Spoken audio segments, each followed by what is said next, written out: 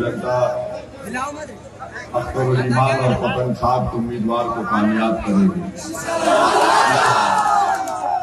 मंच पर तशरीफ फरमा जनाब मुखिया सरवर साहब, आफ्ताब साहब, जनरल सेक्रेटरी बिहार मजलिस इत्तेहाद मुस्लिमीन मौलाना तौसीफ साहब, हाफिज मुनव्वर साहब, डॉक्टर शमीम साहब, मुर्तजा साहब, इश्तियाक साहब, जैनुल आबिदीन साहब, अंसार साहब, मौलाना यूसुफ साहब, नुमान साहब, अनवर साहब, हमारी बहन नुज़रत परवीन साहिबा जो बड़ी मेहनत कर रही है, मोइन बाबू, आरिफ साहब, हजरत मौलाना यूसुफ साहब, रज़ाकुल साहब, मतलब के गांव से आए हुए तमाम मौजूद हाजिरीन साहब, मेरे अजीज दोस्तों, बुजुर्गों, किरण शाह,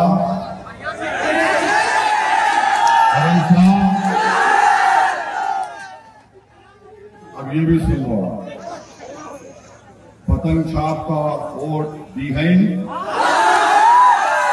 पतंग छाप का वोट दी है। अब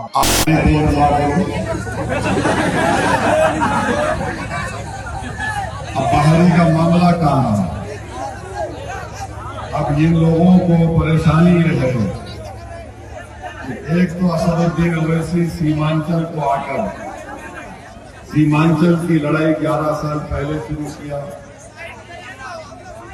और सीमांचल से जो नाइंसाफी हो रही है इन 4 जिलों में, चाहे किशनगंज, कटिहार, अरारिया हो,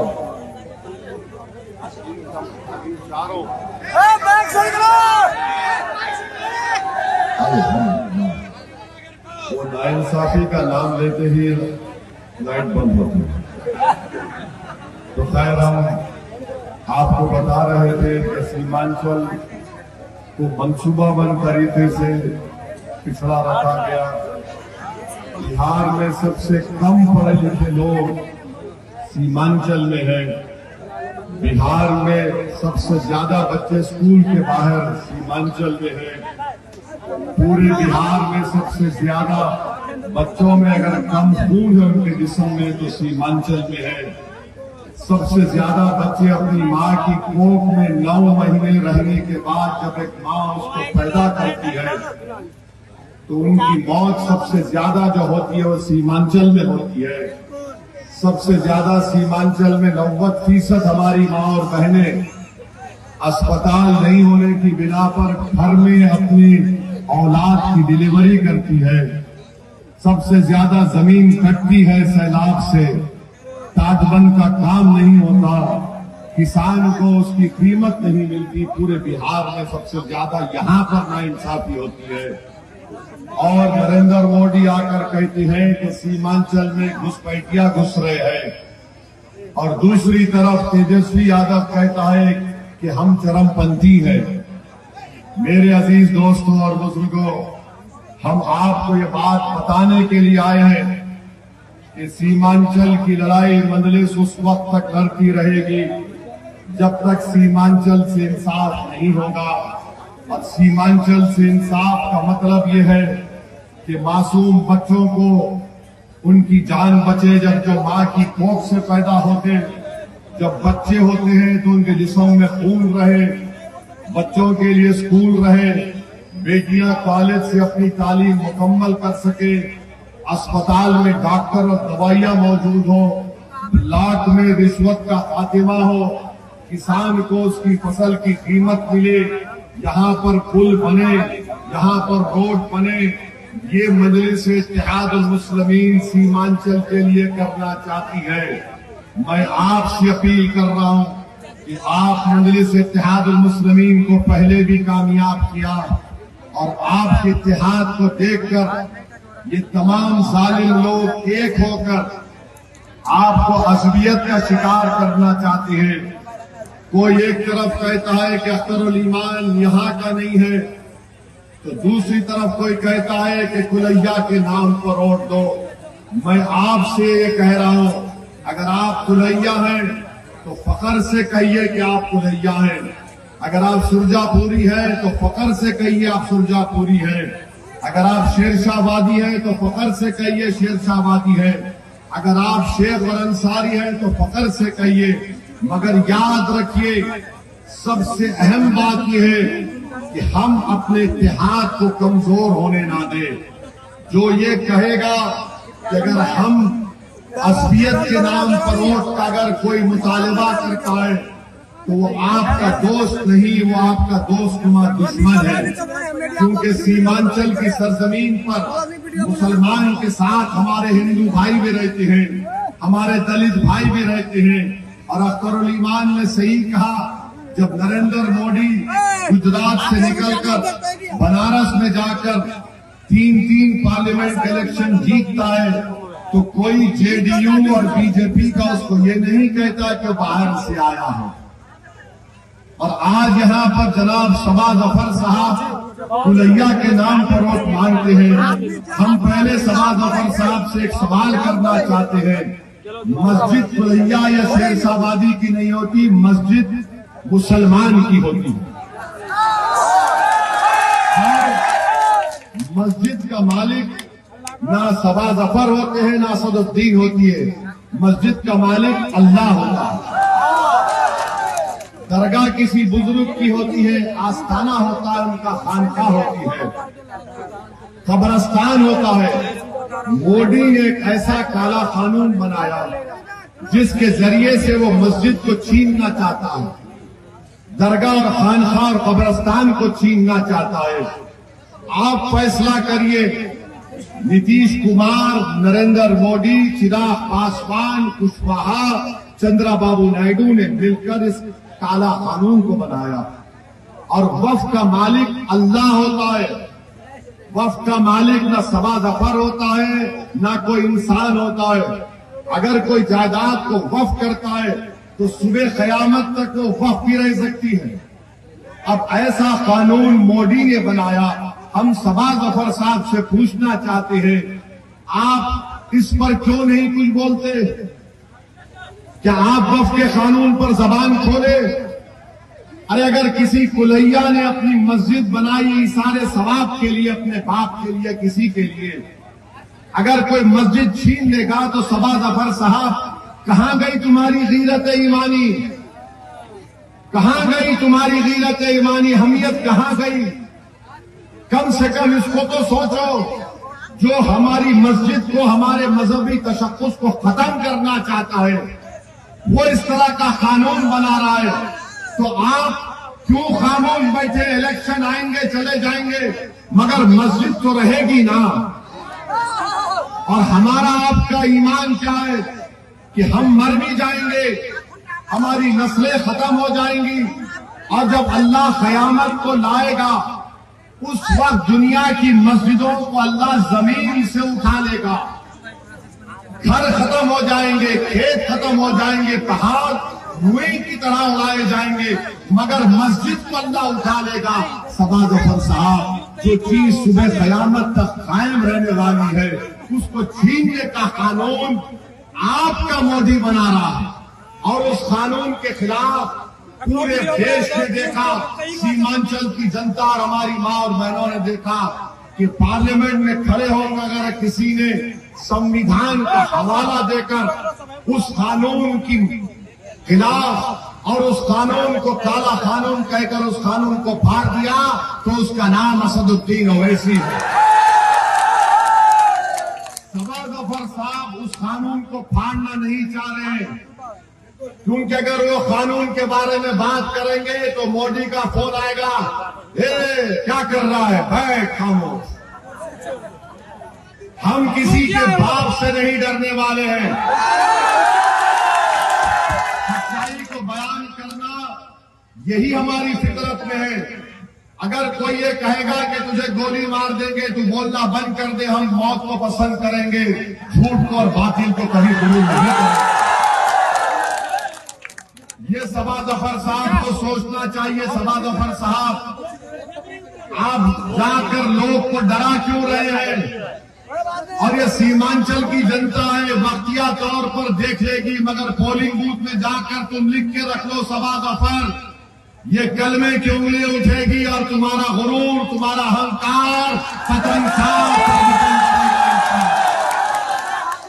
और मैं हमारे कुलैया भाइयों को कह रहा हूं, आपको किसी किस्म से किसी भी अपने जिगर और अपने दिल के गोशे में इस बात को मत रखिए। आप जब कभी भी असदुद्दीन ओवैसी को बुलाएंगे मैं आ जाऊंगा और मैं आता रहूंगा। मैं आपसे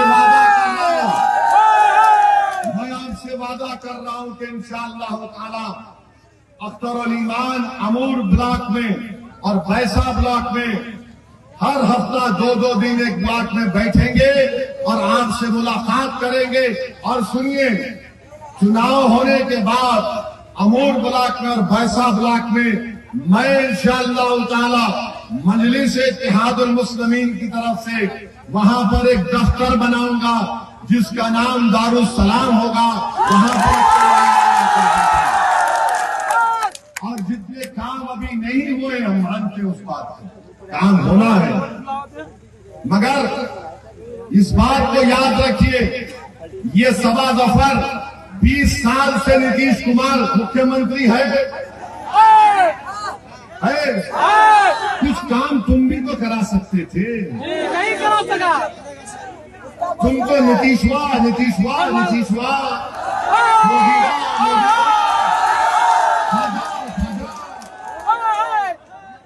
तुम भी तो कुछ मुल्क का काम करा सकते थे। प्रधानमंत्री तुम्हारा, मुख्यमंत्री तुम्हारा, तुम उनके नाक के बाल कुछ तो करा देते। इतनी तुमने खुशामद की उन लोगों की, क्या मिला यहाँ की जनता को? तुम असबियत के नाम पर बांटना चाह रहे हो, विकास के नाम पर कुछ नहीं है तुम्हारे पास दिखाने को। लॉलीपॉप चुसा दिया। और आपसे हम कह रहे हैं, ये चुनाव 11 तारीख के दिन, अरे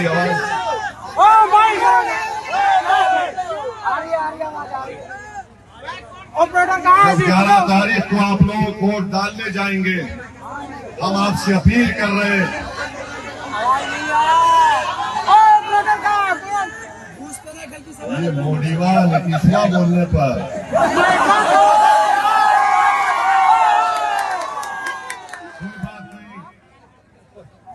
पतंग साहब आपके दिल और घर में पहुंच चुका। हम आपको बता रहे हैं कि 11 तारीख के दिन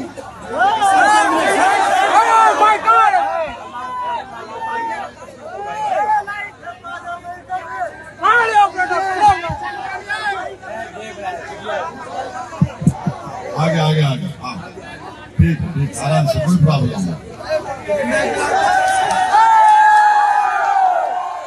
11 तारीख को आप वोट डालने जाएंगे, मतदान करने। आवाज आ रही है? उधर वहां नहीं आ रही है, देखो अगर वो स्पीकर से उतर जाओ, उतरो तुम लोग।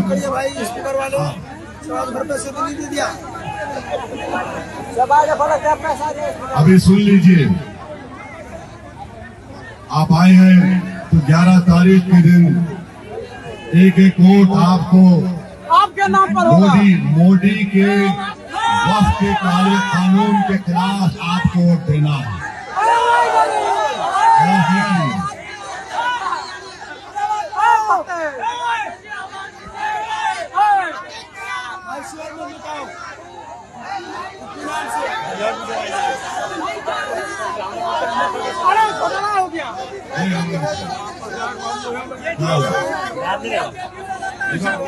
वो लाउड स्पीकर में आवाज नहीं आ रही, बाहर आगे आ रही है।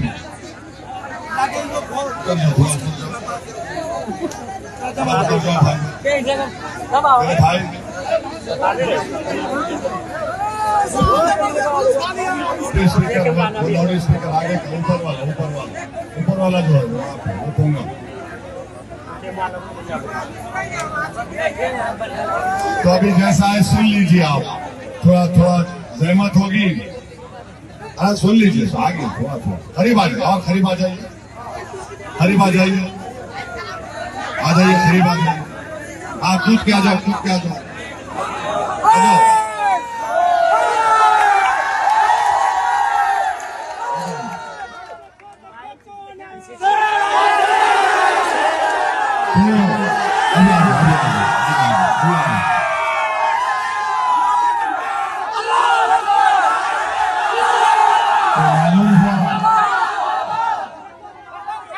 मालूम हुआ कि करीब आने से आवाज बढ़ जाती है,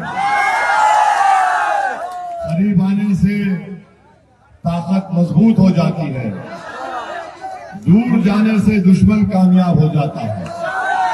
तो जितना हम करीब होंगे एक दूसरे के, इंशाअल्लाह पतंग छाप को सीमांचल में कामयाबी और वोट मिलेगी।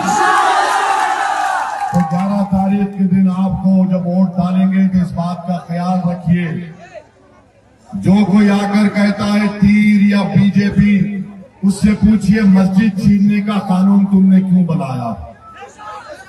उनसे पूछिए मस्जिद छीनने का कानून क्यों बनाया।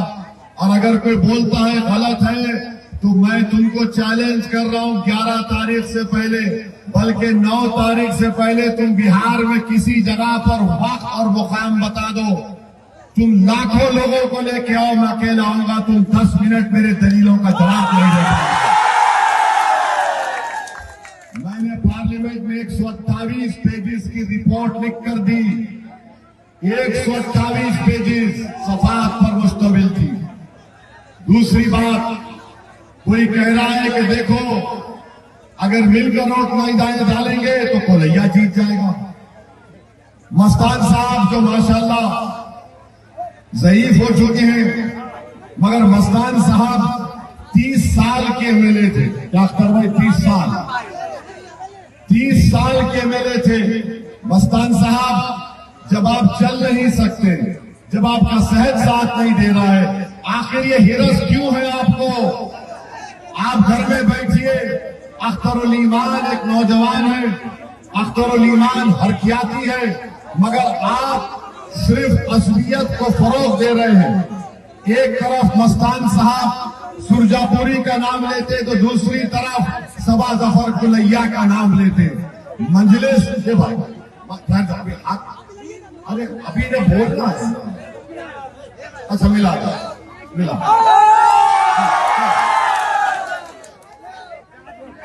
ऐसा तुम तेजस्वी से हाथ नहीं मिला सकते, मस्तान साहब से भी हाथ नहीं मिला सकते। सबा जफर को हाथ में वो तो करा रहा है सब।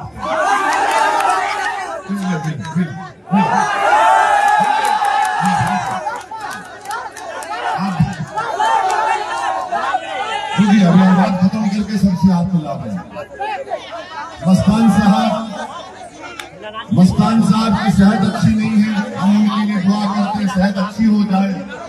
मगर जो 30 साल का विधायक था, अभी खामोश हो जाएंगे, 30 साल का जो विधायक था, दिखाने के लिए कोई काम नहीं है, मगर असबियत के नाम पर वोट पूछा जा रहा है।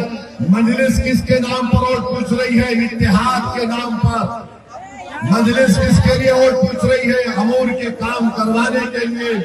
मजलिस वोट क्यों पूछ रही है? कि मोदी को हराने के लिए। मजलिस वोट क्यों पूछ रही है? कि सीमांचल के बच्चों को इंसाफ मिले। मजलिस वोट क्यों पूछ रही है?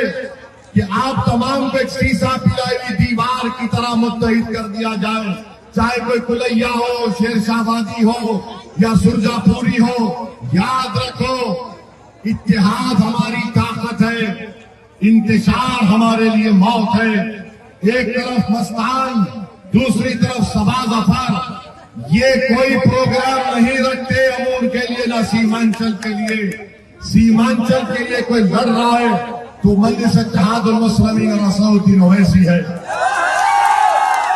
मेरे अजीज दोस्तों और बुजुर्गों, मस्तान साहब का असेंबली में रिकॉर्ड निकाल कर देख लिए। मस्तान साहब असेंबली में कभी कुछ करते नहीं थे। आप सबा जफर भी एक मर्तबा के विधायक हैं, उन्होंने कुछ बोला असेंबली में, वो रिकॉर्ड निकाल कर देख लीजिए। अगर कोई असेंबली में जाकर बोलता है, लड़ता है, इंसाफ का मुतालबा करता है, तो उसका नाम अख्तरुल ईमान है। और हम मस्तान साहब को पैगाम देना चाह रहे हैं। मस्तान साहब, आपकी पार्टी नरकटियागंज में तेजस्वी यादव ने दीपक यादव को टिकट दिया। अभी इंटरनेट पर गूगल पर उसका नाम डालो, मेरी माँ और बहनों, बच्चों, दीपक यादव नाम डालो।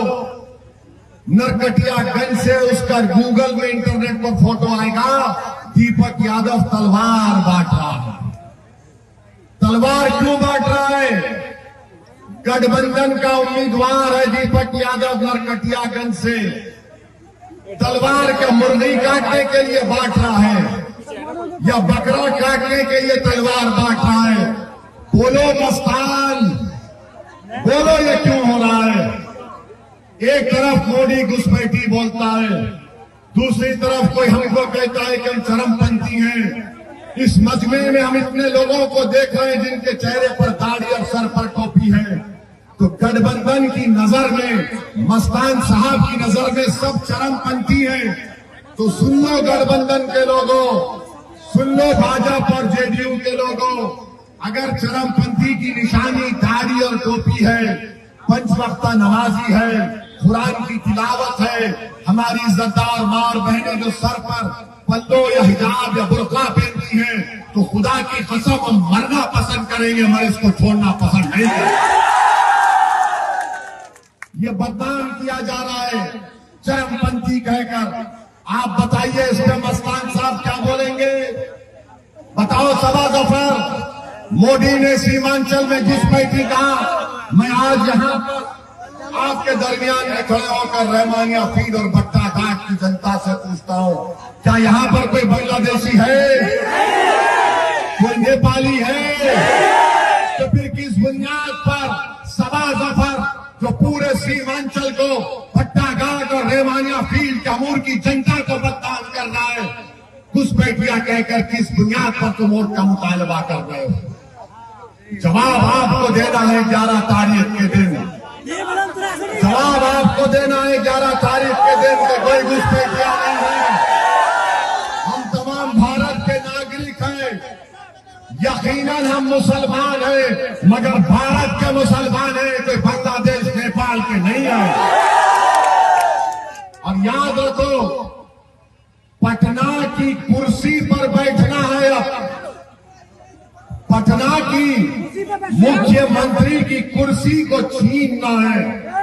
अब लड़ाई उप मुख्यमंत्री की नहीं है, अब लड़ाई सीमांचल के बेटे को मुख्यमंत्री बनाने की है। क्यों नहीं अख्तर अली खान मुख्यमंत्री बन सकता? मुझे बताओ, नहीं बन सकता? अख्तर अली खान मुख्यमंत्री बनेगा? कैसे बनेगा? जब तुम वोट डालोगे तभी तो बनेगा। अगर आप, हम सब मिलकर मजलिस के, जीडी अलायंस के एमएलए को कामयाब करेंगे तो पटना में सीमांचल का बेटा मुख्यमंत्री बनेगा इंशाअल्लाह।